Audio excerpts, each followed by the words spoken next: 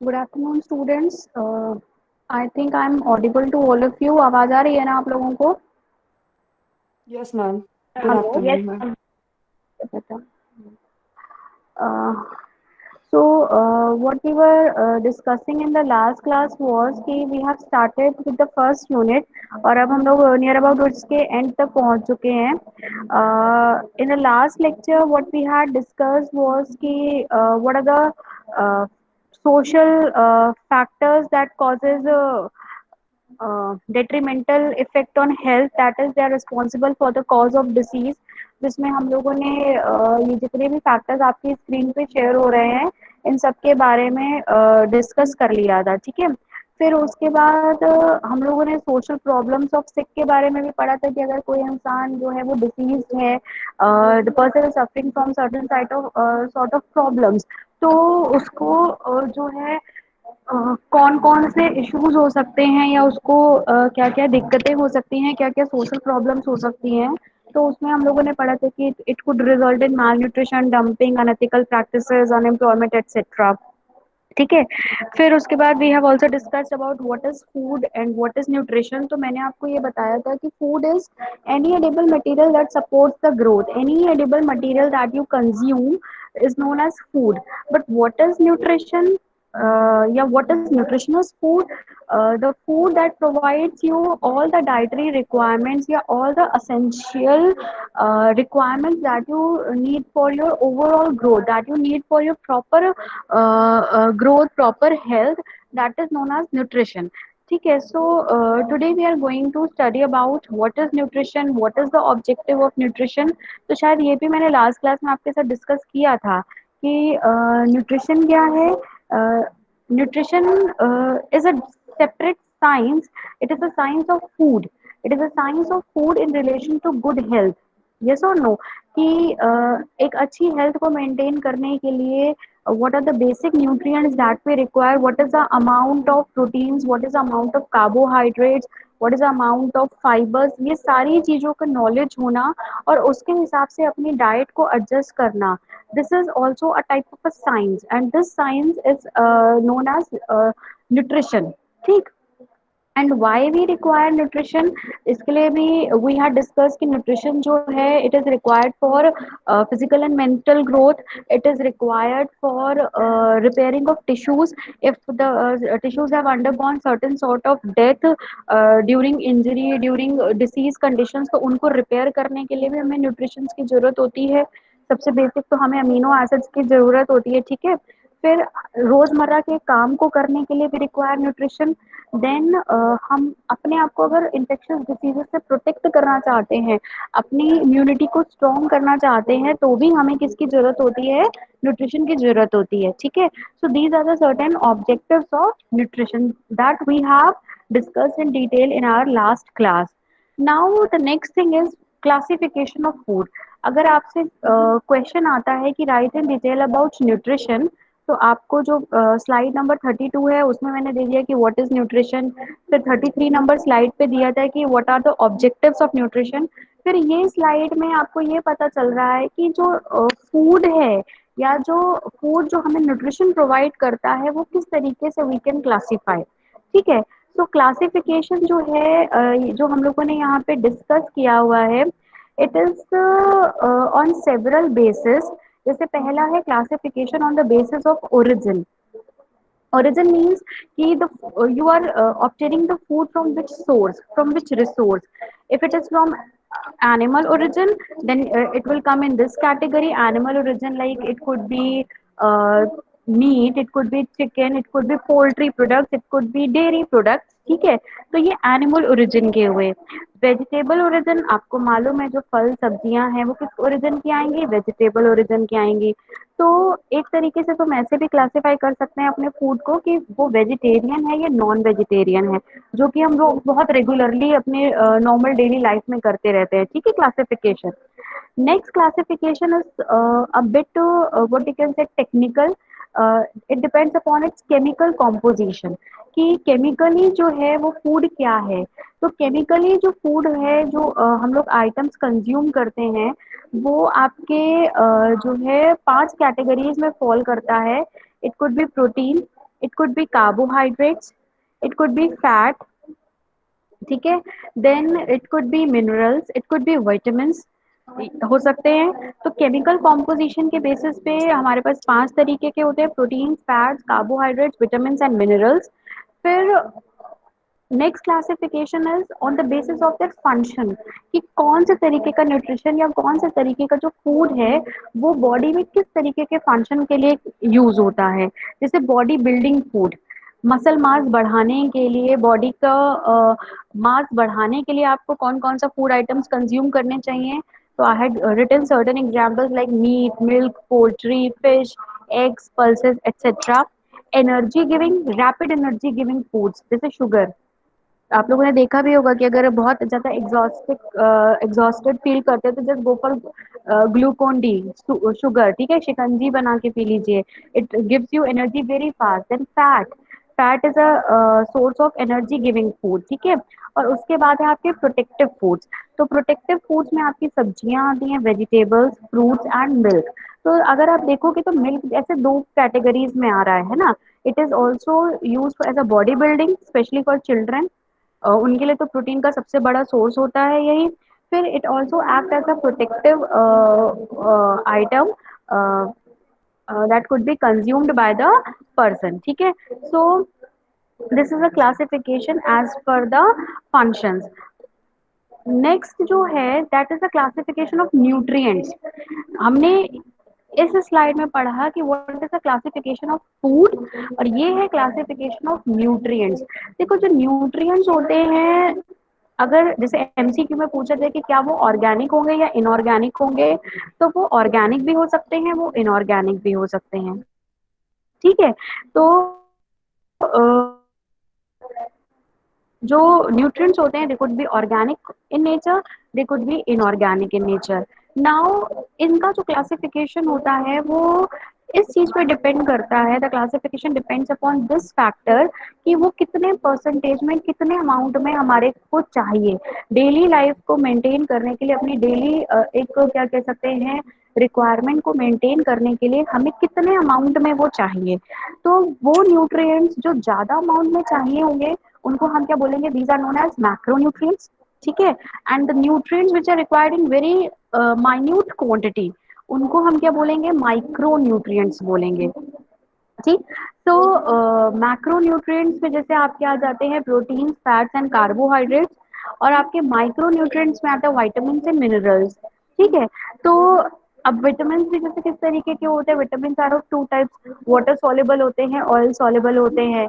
Water soluble में जैसे आता है आपका vitamin B complex and vitamin C, और उसके अलावा जितने भी होते हैं they all are in oil soluble, they all are oil soluble nutrients, ठीक है, माइक्रो न्यूट्रिएंट्स। तो जब आप इसको प्रिपेयर कर रहे हैं इस यूनिट को, तो थोड़ा सा इन सब चीजों को भी देख लीजिएगा कि विटामिन ए को क्या कहते हैं, विटामिन बी को क्या कहते हैं। द रीजन इज कि we don't know what sort of MCQ can be prepared from these. तो जब यहाँ पे विटामिन लिखा है तो it means they will ask anything. Minerals लिखे हैं तो आपको मालूम होना चाहिए कि what are the basic minerals that are required by the body and what are their sources, ठीक है। इसको जरा आप लोग एक बार देखिएगा जरूर, ये सब आप लोग 12th में पढ़ चुके हैं। तो this is the classification of nutrients. तो बेसिकली क्लासिफिकेशन ऑफ फूड में हमने फूड को क्लासिफाई किया है कितने बेसिस पे, 3 बेसिस पे।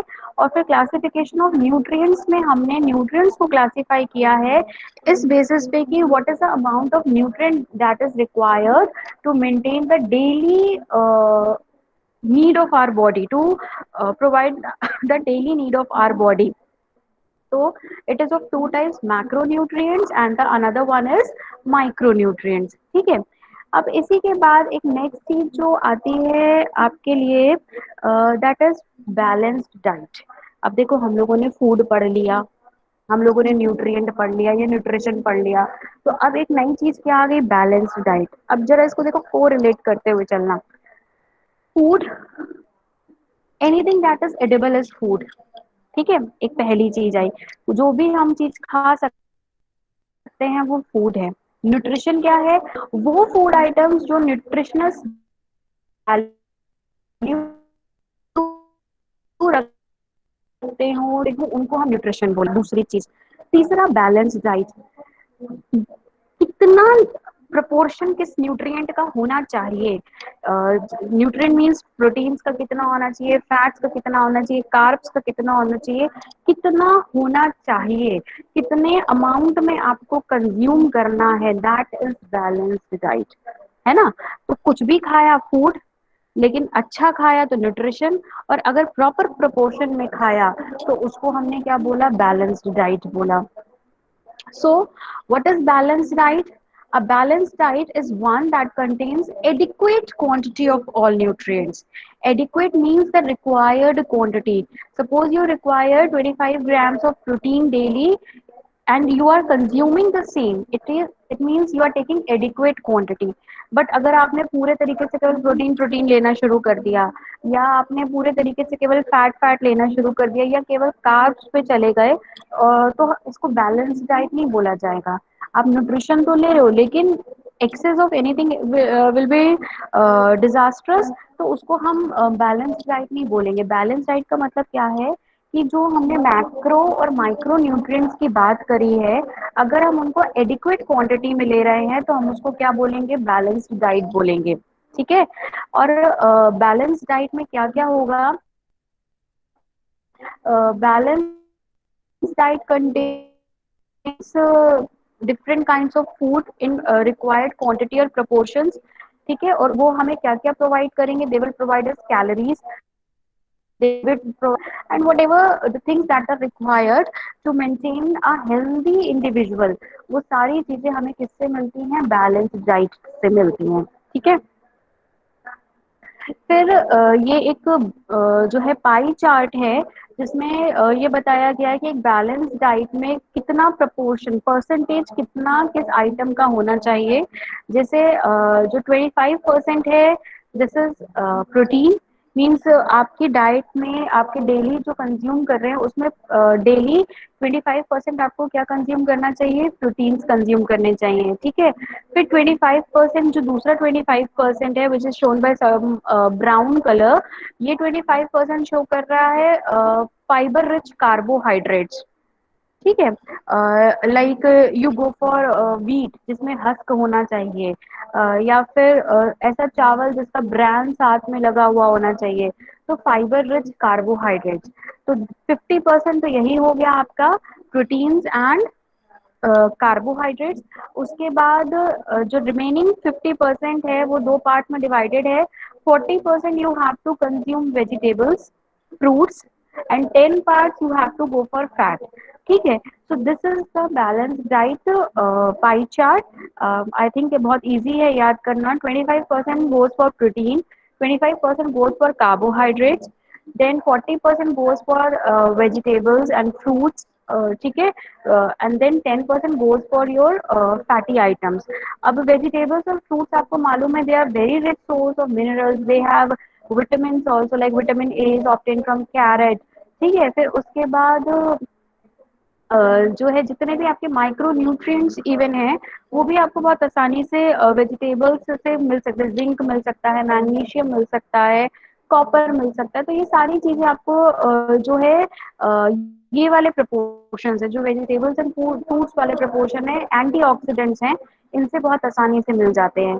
तो इसीलिए it is better never to go for only vegetarian diet और ओनली नॉन वेजिटेरियन डाइट। तो वो लोग जो दोनों डाइट कंज्यूम कर लेते हैं, वो ज़्यादा, यू कैन से कि उनके पास ज़्यादा वर्सेटैलिटी होती है फूड आइटम्स को चूज करने की, in order to fulfil their dietary requirements. ठीक है। तो जो मैंने यहाँ पे लिखे हैं असेंशियल कंपोनेंट्स, कार्बोहाइड्रेट्स हैं, प्रोटीन्स हैं, फैट्स हैं, फाइबर है, विटामिन है, मिनरल्स है, और लास्ट इंपॉर्टेंट चीज क्या है, वाटर। वो वाटर आपको ये पाई ग्राफ में, पाई चार्ट में हालांकि नहीं दिख रहा, बट यू नो कि you have to consume water daily, at least 5 to 7 liters of water has to be consumed daily। and why water is required, ये तो आप लोगों को मालूम है कि आपकी बॉडी में जितनी मेटाबॉलिक रिएक्शंस हो रही होती हैं वो सारी वाटर के प्रेजेंस में होती हैं। एंड इवन जो वाटर होता है आपका, मेजर बॉडी का जो कंटेंट है वो वाटर ही है ना। 70% तो आपकी बॉडी में वाटर ही है। वाटर क्यों रिक्वायर्ड है? मैंने आपको बोला जितनी भी बायोकेमिकल मेटाबॉलिक रिएक्शंस हो रही है उनके लिए वाटर जरूरी है। सेल्स में वाटर जो है शॉक एब्जॉर्बिंग कैपेबिलिटी रखता है, आपकी स्किन को डिहाइड्रेट होने से बचाता है ना। तो आपकी डाइट में केवल खाना खाना ही नहीं है, आपकी डाइट में लिक्विड आइटम्स भी होने चाहिए which provides you, which keeps you hydrated, because hydration is utmost requirement. अगर आप डिहाइड्रेट हो जाएंगे तो ये चीज तो आप लोगों को मालूम भी होगी कि आप भूखे तो काफी समय तक रह सकते हैं, लेकिन आप प्यासे नहीं रह सकते। तो water is also one of the essential component of balanced diet. ठीक है, फिर the next thing is nutritional deficiency. हमने बात करी कि खाना क्या है, न्यूट्रिशन क्या है, बैलेंस डाइट क्या है। अब न्यूट्रिशनल डेफिशिएंसी क्या है? अगर हम बैलेंस डाइट में बताए हुए न्यूट्रिएंट्स को प्रॉपर तरीके से नहीं लेंगे, उस प्रोपोर्शन में नहीं लेंगे जिस प्रोपोर्शन में they are required, so definitely you are going to have deficiency. Deficiency means, see deficiency, never always take deficiency as a term की कमी, अधिकता भी हो सकती है। यू नो ना कि कमी की वजह से भी प्रॉब्लम्स होंगी और अधिकता की वजह से भी प्रॉब्लम्स होंगी। ठीक है, तो अभी क्या है डेफिशिएंसी का मतलब क्या हुआ यहाँ पे, कि अगर हमने प्रॉपर अमाउंट में न्यूट्रिएंट्स को कंज्यूम नहीं किया है तो डेफिशिएंसी होगी। सपोज मान लीजिए अगर आप केवल प्रोटीन्स ले रहे हैं, कार्ब्स नहीं ले रहे तो इश्यूज हो जाएंगे। अगर आप केवल कार्ब्स ही ले रहे हैं, प्रोटीन्स नहीं ले रहे तो ऐसी डिसीजेज हो जाएंगी जो प्रोटीन डेफिशिएंसी से होती हैं। ठीक है, तो आपके जो है you can have problems related to digestion, you can have problems related to bones की ग्रोथ सही से नहीं हो सकती है। इवन लोगों को डिमेंशिया भी होने लग जाता है, as if I have mentioned also over here कि nutritional deficiency occurs when the body doesn't absorb और gets from the food the necessary amount of nutrients. जो नेसेसरी अमाउंट है, जितना रिक्वायर्ड अमाउंट है, अगर हमें उतना रिक्वायर्ड अमाउंट ऑफ न्यूट्रिएंट नहीं मिलता है तो हम क्या बोलेंगे, the person is suffering from nutritional deficiency. ठीक है, and nutritional deficiency includes issues related to digestion, it includes issues related to skin disorders, it includes issues related to defective bone growth, it includes issues related to dementia। ठीक है, और फिर लिखा है कि what causes nutritional deficiency. Nutritional deficiency कब कब हो सकती है? एक इशू तो तब हो सकता है कि a person has poor diet. Poor diet doesn't means कि देखो पुअर डाइट अब इस तरीके से समझना कि एक तो ऐसी सिचुएशन है कि जब इंसान के पास खाना ही नहीं है। ठीक है, जैसे जो पुअर पीपल होते हैं they have lack of food, तो वो लोग फिर ये नहीं देखते कि हमें न्यूट्रिशन मिल रहा है या क्या मिल रहा है। अगर उनको खाना मिल रहा है तो that is more than enough, है ना।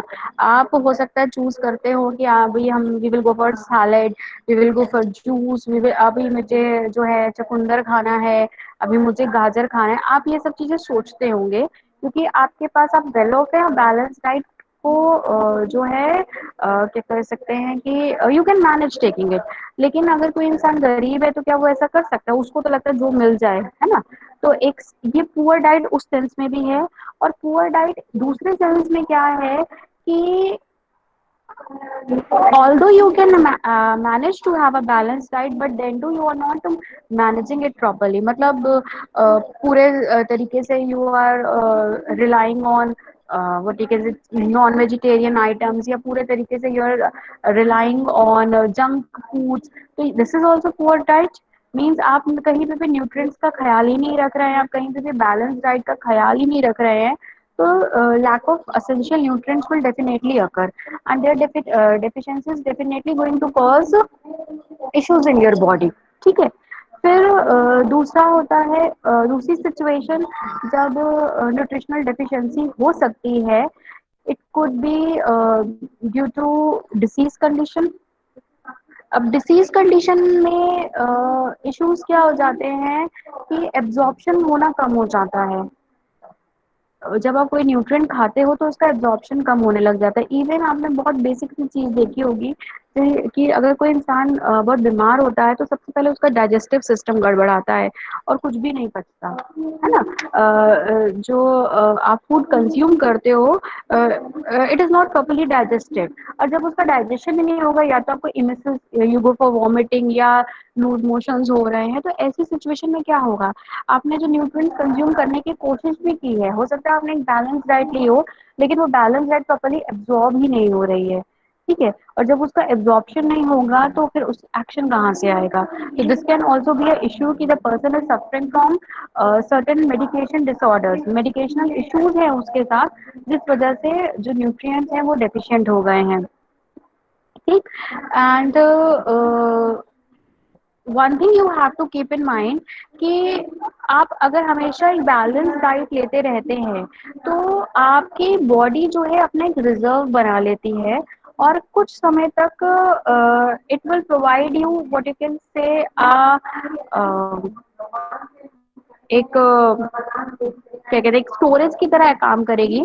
और कुछ समय तक अगर आपको बैलेंस न्यूट्रिएंट नहीं भी मिल रहे हैं तो जो है उसकी होम्योस्टैसिस में आज तक कोई डिस्टरबेंस नहीं आएगा। ये मतलब नहीं है कि आज तक तो मुझे बैलेंस डाइट मिल रही थी, कल से मुझे नहीं मिल रही है तो परसों ही मेरे को कुछ ना कुछ प्रॉब्लम हो जाएगी, नहीं। आपकी बॉडी अपने रिजर्व्स बना के रखती है, और अगर नहीं भी कुछ टाइम तक आप बैलेंस डाइट ले रहे हैं या जो है वेरिएशंस हो रहे हैं, तो ऐसा नहीं है कि अगले दिन ही you will have protein deficiency, kwashiorkor हो गया और मरने की कगार पे आ गया, ऐसा नहीं होता, ठीक है ना? तो the body can live without balanced nutrients for some time. See, I have written in the line for some time, but it doesn't mean कि you just go on eating pizza only and eating all those things only, तो वो चीज नहीं है, ठीक है? तो अगर आप बैलेंस डाइट ले रहे हैं तो न्यूट्रिशनल डेफिशिएंसी नहीं होगी आपको। अब मैंने यहाँ पे लिखा है कि क्या क्या तरीके की न्यूट्रिशनल डेफिशिएंसीज हो सकती हैं, ठीक है? तो one is iron deficiency, iron की कमी हो जाना, आयोडीन की कमी हो जाना, आयोडीन की कमी से गोइटर, है ना? नमक का बहुत सॉल्ट का ऐड आता रहता है। विटामिन डी की डेफिशिएंसी हो जाना, रिकेट्सिया हो जाएगा। विटामिन बी 12 की डेफिशिएंसी हो जाना, कैल्शियम की डेफिशिएंसी हो जाना, deformation of bones. Vitamin A की डेफिशिएंसी हो जाना, नाइट ब्लाइंडनेस, ठीक है ना? तो ये कुछ डेफिशिएंसीज हैं which can occur when you're not taking nutrition in proper manner, means when you're not taking balanced diet, these are the certain deficiencies which could be faced by the person.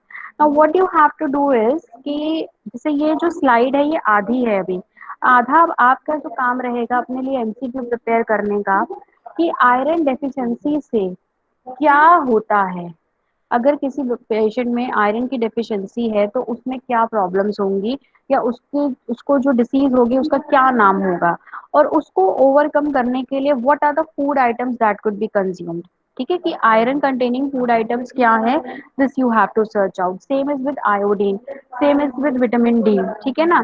तो इसका इस slide का आधा chart you have to prepare कि इस particular deficiency से कौन सी डिसीज होगी and what are the food items which could be used. I'm telling you again and again, it can be asked in MCQ, so you have to prepare it.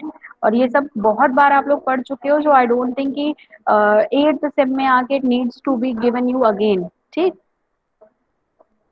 Then these are the certain symptoms of nutritional deficiency.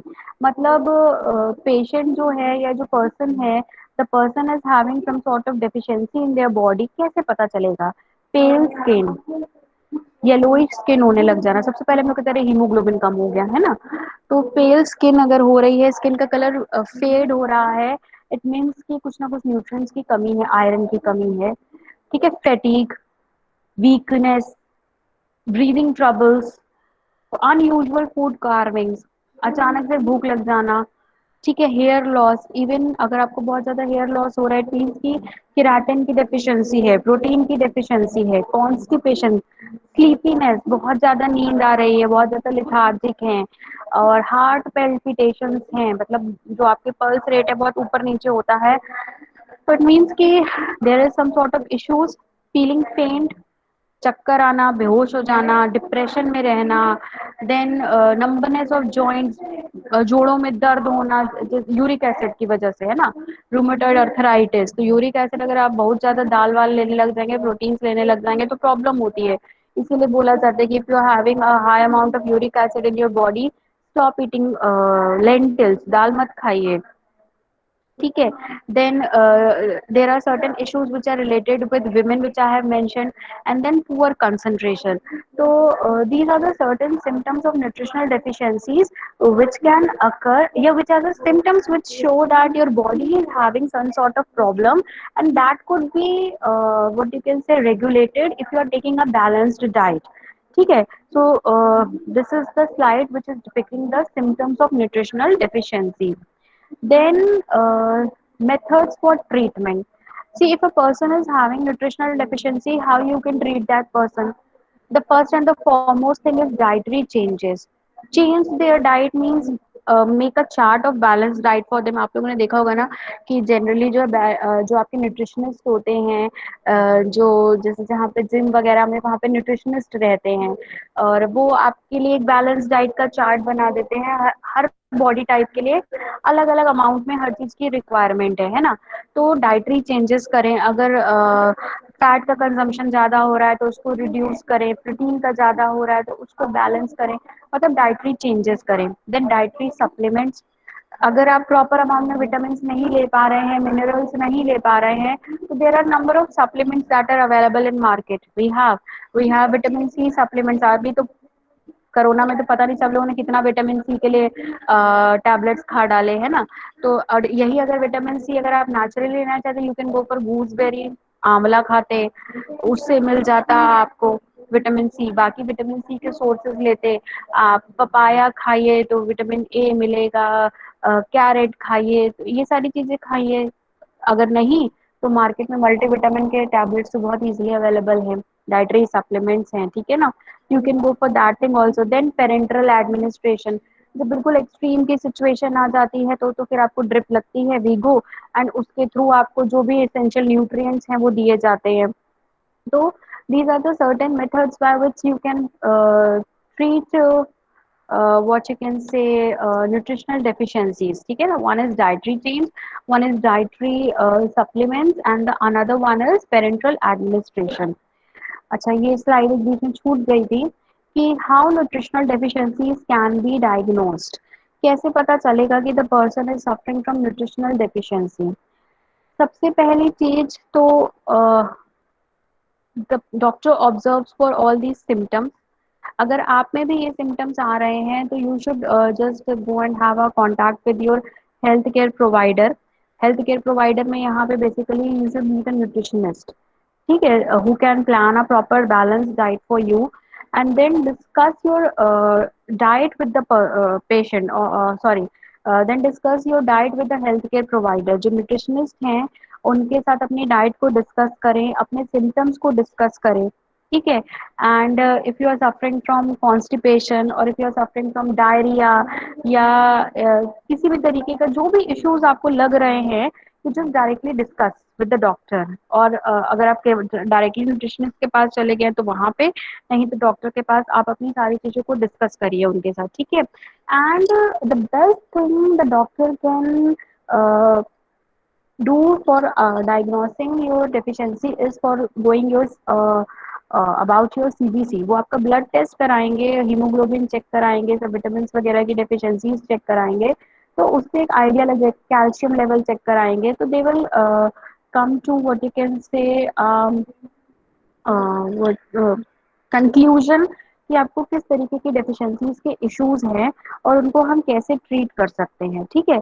तो अगर आपसे एक direct question पूछा जाए कि how you can diagnose, तो diagnosis के लिए ब्लड टेस्ट करा लीजिए, अपने सिम्टम्स देखिए और सिम्टम्स के हिसाब से डॉक्टर की सजेशन पे आप ब्लड टेस्ट कराइए, और ब्लड टेस्ट से हमें आइडेंटिफाई हो जाता है कि what type of deficiency the person is suffering from.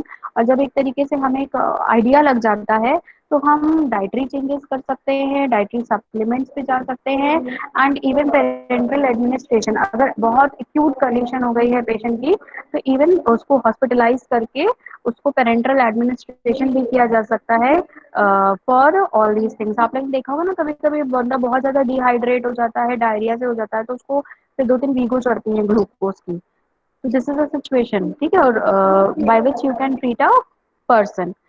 फिर ये जो स्लाइड है इसमें मैंने आपको कुछ विटामिन डेफिशिएंसीज वाली डिसीजेस के बारे में दे दिया है। हालांकि it is a type of homework also for you कि थियामिन की डेफिशिएंसी से क्या है, बेरी बेरी है, कैसे ओवरकम करेंगे। आपको पता होना चाहिए कि कौन सा फूड खाना है, राइबोफ्लेविन कहाँ से मिलेगा, नियासिन कहाँ से मिलेगा। तो ये सारी चीजें आपको पढ़नी है कि ये सारे फूड आइटम्स क्या क्या हैं, from where you can get all these resources. ठीक है, और ये डिसीजेस के नाम भी याद कर लीजिएगा, may be it could be asked in MCQ कि किस विटामिन से कौन सी डिसीज होती है, डेफिशिएंसी से कौन सी डिसीज होती है। तो प्लीज एक बार इसको देख लीजिएगा for your MCQ. Then these are the common signs of vitamin deficiency. जिस तरीके से आपको मैंने बताया न्यूट्रिशनल डेफिशिएंसी के कॉमन साइंस हैं, वही आपके विटामिन डेफिशिएंसीज के भी कॉमन साइंस हैं। बालों का टूटना, नाखूनों का टूटना, मुंह में छाले हो जाना, मुंह के किनारे पे क्रैक्स होने लग जाना, गम्स की ब्लीडिंग होना, विटामिन सी के केस में बहुत होता है। अगर आप विटामिन सी नहीं लेते हैं, खट्टा नहीं खाते, तो आपके मसूड़ों से खून निकलने लगता है।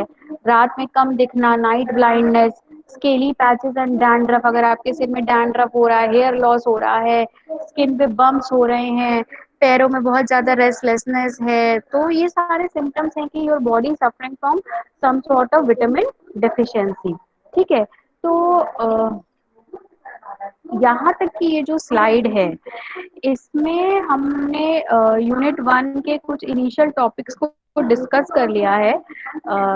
मतलब I think 90% of your first unit has been discuss in these slides. ठीक है, फिर अभी कुछ पॉवर्टी वाला इशू रह गया है, वो मैं डिस्कस करूंगी आपके साथ कल कि पॉवर्टी क्या है, पॉवर्टी की वजह से क्या क्या इश्यूज होते हैं।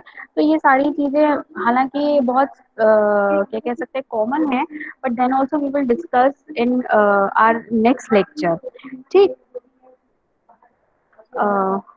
Bye the time what you have to do is you just go through all these slides और एक बार देख लेना यहाँ तक कोई इशू तो नहीं है किसी चीज को समझने में।